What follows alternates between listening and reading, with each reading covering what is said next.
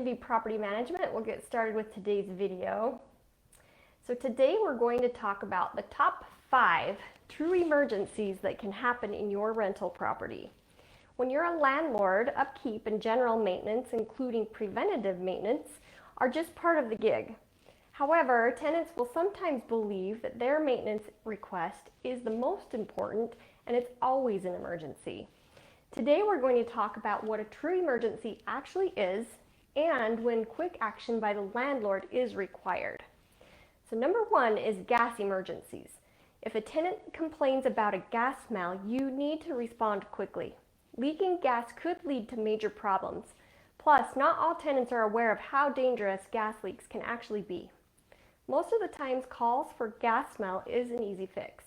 There may be a loose connection or even a pilot light that needs to be relit. But no matter what, gas smell does require prompt attention. Call the gas company that services your rental property. They will give you instructions on what to do and how to handle the situation and likely show up. Number 2, electrical emergencies. So these issues aren't always considered emergencies. Sometimes the power will simply be out in the entire neighborhood. If that's the case, there's nothing you can do. You can, however, instruct the tenant to call the power company and notify them of the outage and to get an idea of when they plan on having the power restored.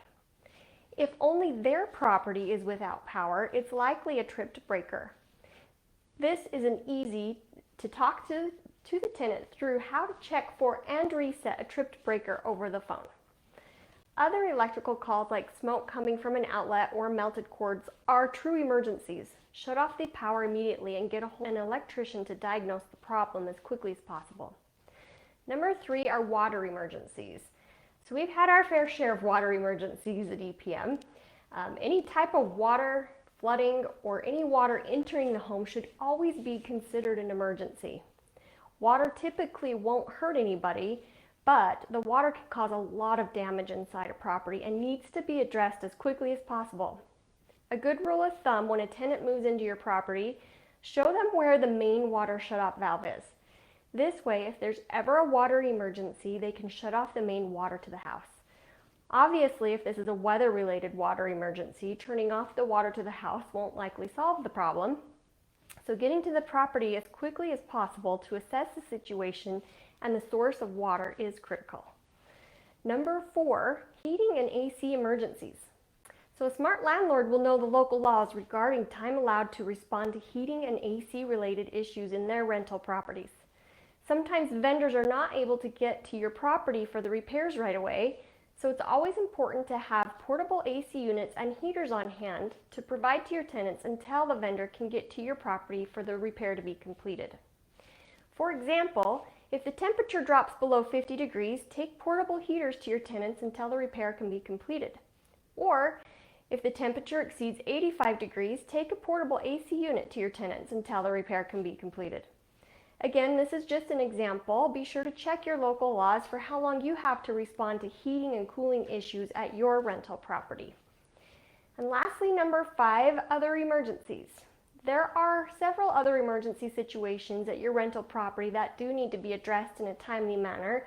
Some of these include backed up sewer lines or a leaking roof. For these kinds of problems, communicate with your tenants your intent to have the issue resolved in the time frame you plan to have it completed. Proper contractors will need to be contacted and scheduled, and we are often subject to their time frame and schedule. Keep the tenant informed and involved with the process so they know you are taking care of the situation even if it isn't being resolved immediately. Any other maintenance issues can usually be placed on the non-emergent maintenance schedule. Your job as a landlord is to prioritize these requests accordingly, but still trying to get them scheduled in a timely manner.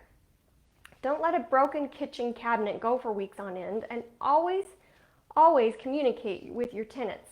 Most tenants will be understanding if they know you are aware of the issue and you are working on getting it resolved. Thanks you guys for watching today's video on when is a rental property emergency truly an emergency. My name is Tanya with NV Property Management. Make sure you subscribe to receive more valuable information about your investment properties.